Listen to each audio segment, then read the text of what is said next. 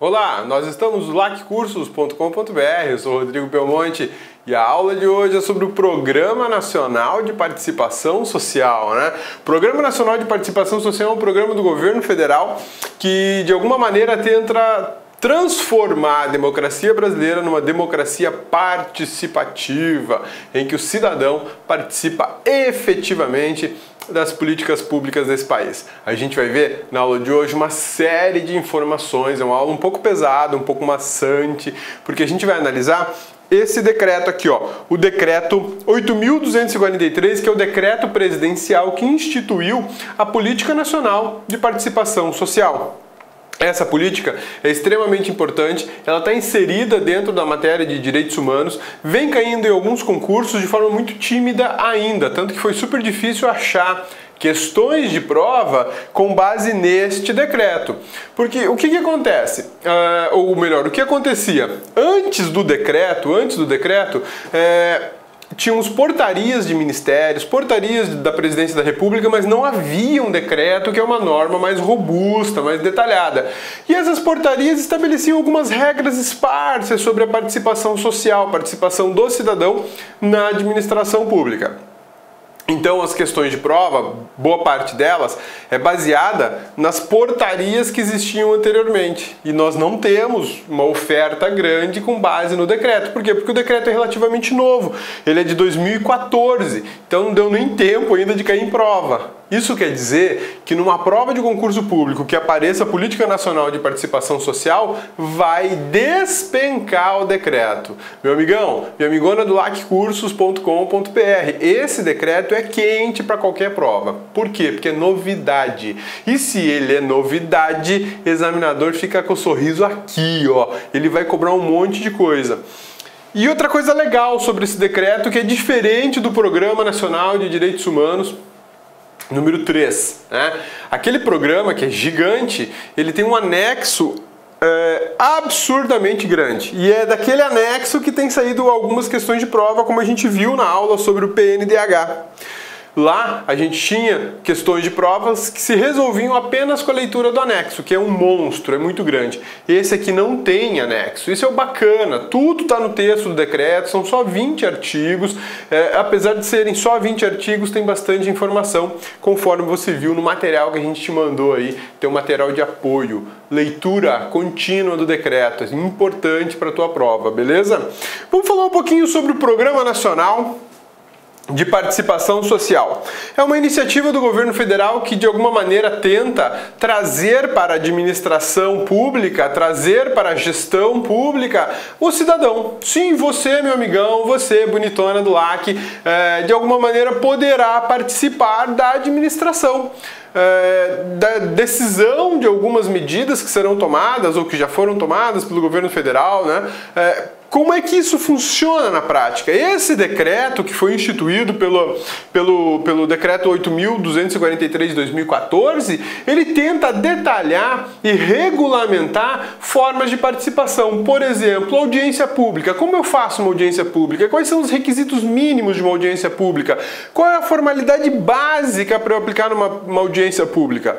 O decreto fala. Isso é bacana, né? Consultas públicas. Quais são as diretrizes mínimas, os requisitos mínimos a serem observados? O decreto fala. Participação na internet. Sim, participação na internet.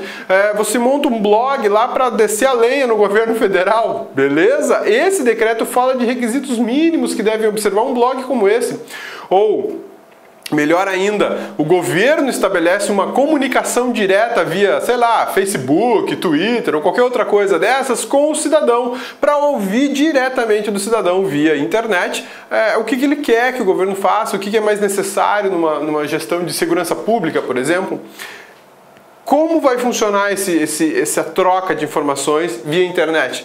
Este decreto 8.243 fala dos requisitos mínimos, daí a importância dele. É uma norma extremamente avançada para o Estado brasileiro. Bacana isso, né? Ela trabalha e trata diversas formas de manifestação popular e de participação do cidadão na administração pública. Esse é o lance muito legal desse decreto e que torna a aula assim um pouco mais interessante, um pouco mais atraente, né? Vamos lá? Olha só, esse daqui é um decreto presidencial, decreto 8.243 de maio de 2014, ou seja, ele não tem nenhum ano, é novidade, é fresquinho e o examinador vai cobrar em prova de você. Como é que ele foi promulgado, como é que ele existiu, como é que ele nasceu? Aqui, ó, fundamento constitucional, é um decreto presidencial, tem base no artigo 84 da Constituição, incisos 4 e 6. Esses dispositivos autorizam a Presidência da República a promulgar, ou melhor, a criar e fazer valer um decreto desse tipo aqui. Decreto é lei? Não, ele não é lei, tá? Meu amigão, você já viu as nossas aulas de direito constitucional? Já cansei de falar para vocês sobre uma hierarquia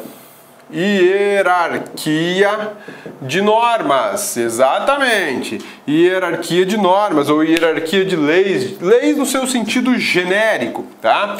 Isso também é conhecido como pirâmide de Kelsen. Kelsen é um jurisfilósofo, um cara que estudou muito direito, austríaco, salvo engano, radicado nos Estados Unidos, e ele criou um mecanismo extremamente interessante de classificação de leis, da mais importante para a de menor importância. E aí ele diz o seguinte: a mais importante é a Constituição Federal, é a Constituição, a norma top. Depois dela nós temos as emendas, depois das emendas temos as leis. Depois das leis temos os decretos. Depois dos decretos, os atos normativos, que são espécies de atos administrativos. Então ele diz o seguinte, que isso aqui é uma pirâmide. Isso aqui é uma pirâmide. Por isso, pirâmide de Kelsen, a norma mais importante está no topo da pirâmide. A importância segue esse sentido aqui, ó. Da mais importante juridicamente para menos importante. O decreto que a gente está trabalhando está aqui, ó. Esse é o decreto da Política Nacional de Participação Social. Ele só existe porque a Constituição Federal autorizou a Presidência da República a criar o decreto. Se não houvesse autorização da Constituição, como é que teria que nascer essa política? Por meio de lei. Mas nesse caso, é muito interessante observar que o presidente da República, ou a presidenta, como aquela senhora gosta de ser chamada, pode criar uma norma extremamente importante sem a presença da lei. Nós não temos uma lei, no seu sentido formal, dizendo assim, institua a Política Nacional de Participação Social, lei número tal. Não existe isso. Muito menos emenda constitucional falando do assunto. Mas existe sim uma necessidade extremamente grande da República Federativa do Brasil em regulamentar, detalhar questões pertinentes à participação direta do cidadão na vida político-administrativa do seu país, ou do seu estado, do seu município.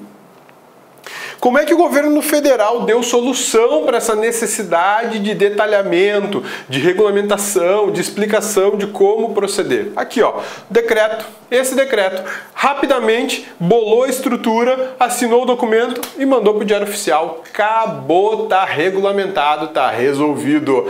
E o bacana é que não teve lei. Essa é uma das poucas hipóteses e exceções em que é autorizado ao presidente da República ou à presidenta criar uma norma importante, relevante, sem ter lei anterior definindo.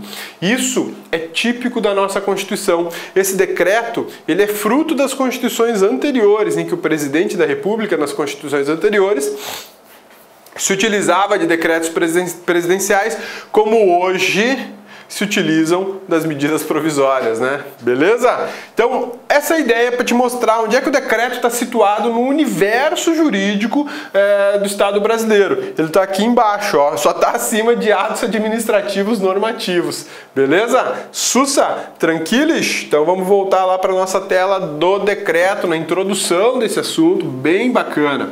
Eu coloquei aqui uma outra lei, né, que é o fundamento legal desse ato. essa lei não é o fundamento da matéria, do conteúdo participação social.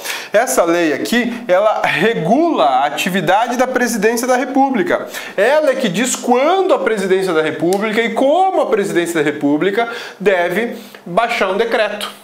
Então ela está falando sobre a organização, sobre as formalidades da presidência. E o artigo 3º e o 17 dessa lei que regula a Presidência da República, ela diz o seguinte, o decreto tem que sair baseado nos artigos 84, inciso 4 e 6, para tratar dos assuntos X e Y.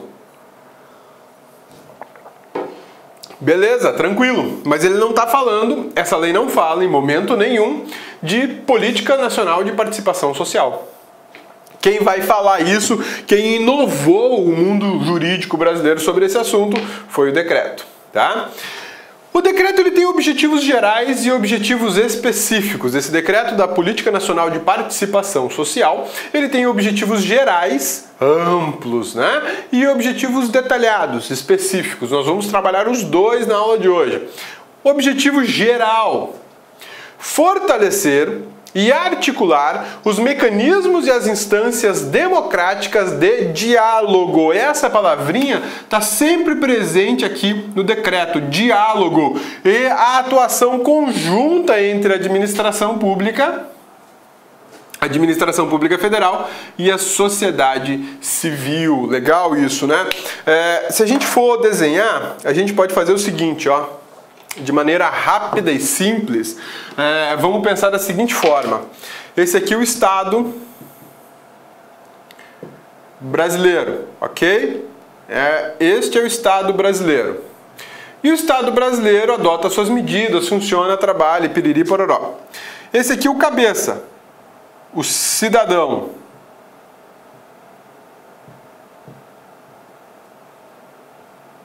Esse é o cabeça. Cabeça vai estar sem óculos hoje. Cabelo está cada dia menor, né?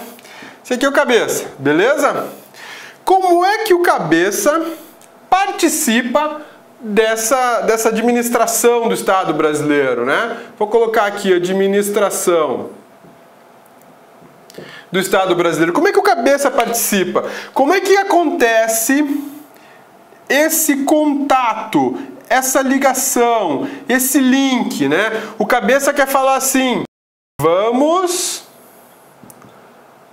trabalhar, meu povo, né? Olha só o cabeça reclamando aqui, vamos trabalhar. Mas como é que rola essa comunicação aqui?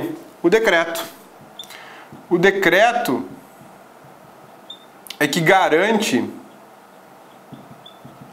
a participação do cidadão. Esse diálogo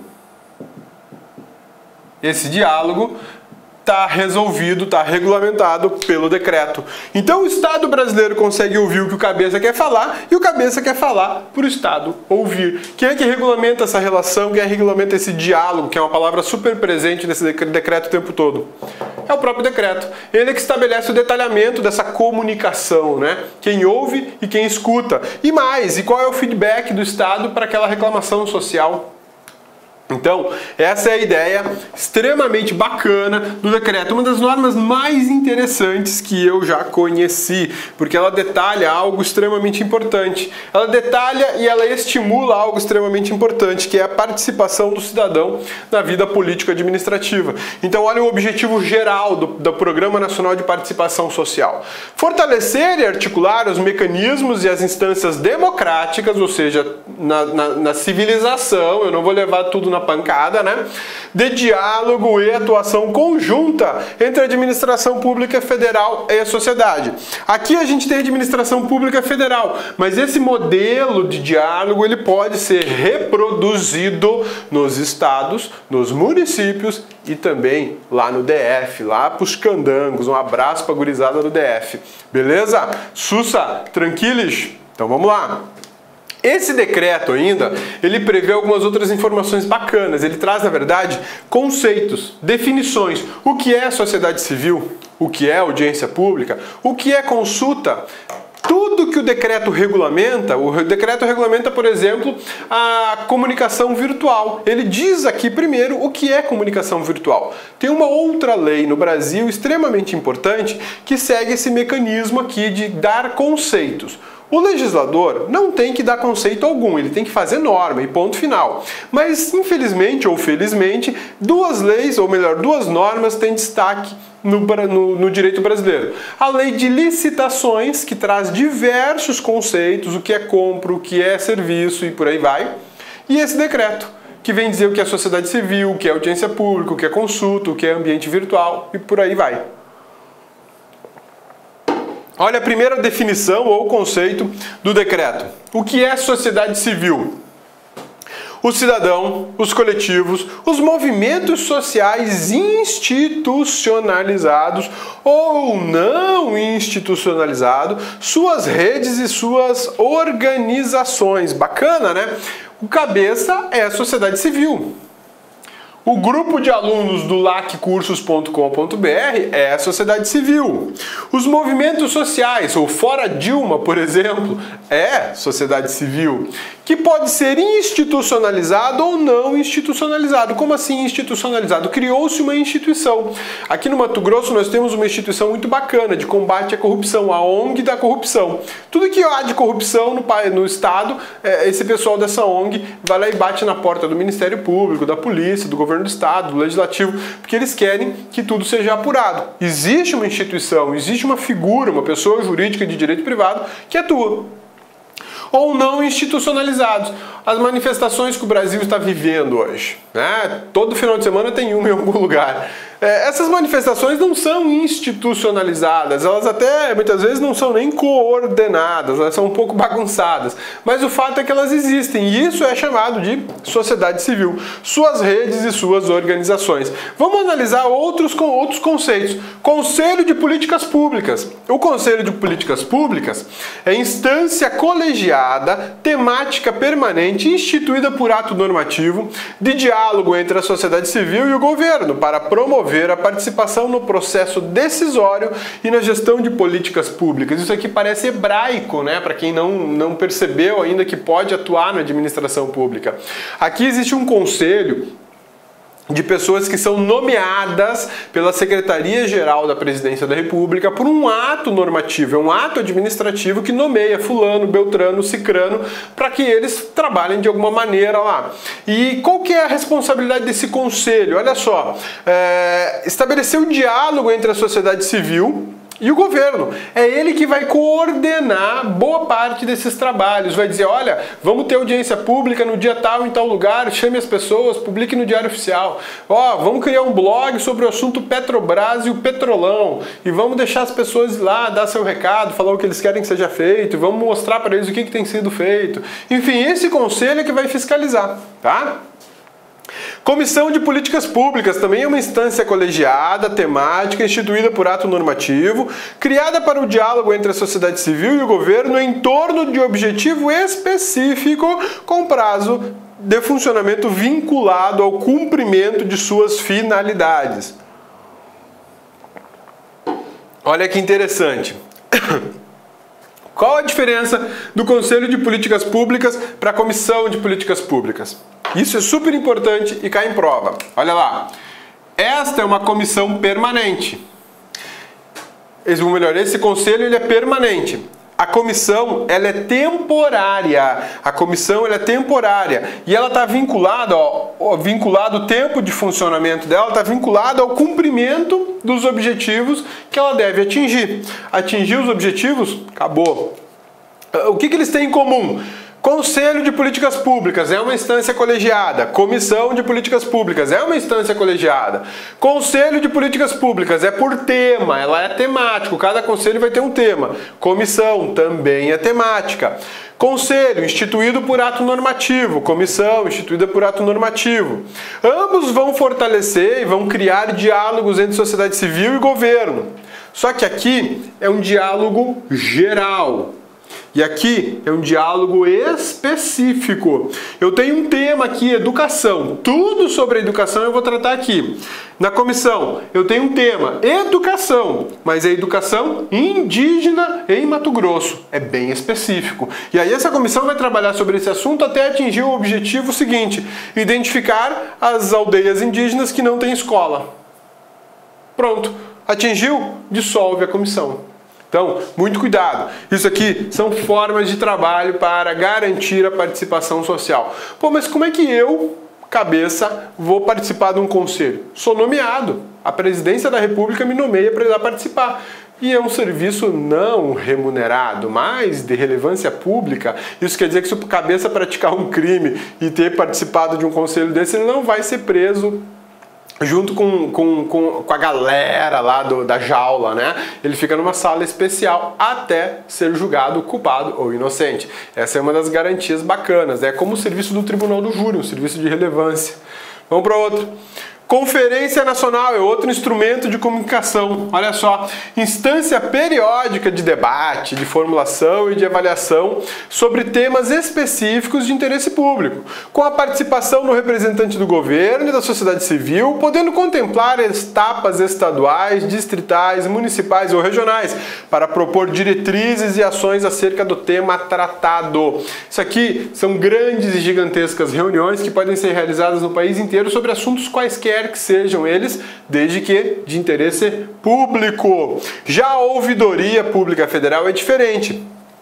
Aqui a gente tem uma instância de controle e participação social responsável pelo tratamento das reclamações. É aqui que eu vou lá xingar a politicaiada, né? É aqui que eu vou lá dizer que a grana da escolinha virou um Mercedes do prefeito, né? Mais ou menos assim. Solicitações, denúncias, sugestões, elogios, tá difícil ter elogio para esse governo, né? Relativos às políticas e aos serviços públicos prestados sobre qualquer forma ou regime, com vistas ao aprimoramento da gestão pública. Olha só, o cabeça é um cara muito cri-cri, principalmente no trânsito, né? Não que eu dirija bem, né? Mas eu não gosto de ver bagunça nas ruas, né? Ruas mal sinalizadas, ruas sem sinalização, asfalto de qualidade ruim. E por aí vai. Então onde o cabeça anda com o caveirão dele, o cabeça fica batendo o olho. Ele, pô, lá não tá sinalizado, não tem faixa de pedestre, o sinaleiro tá queimado, né? Meio fio não tem rebaixamento pro cidadão subir a calçada. Difícil, né? Você paga um IPTU caro pra caramba, paga diversos impostos caros pra caramba e tem um asfalto de baixa qualidade. Pelo menos é essa a realidade aqui em Cuiabá, né?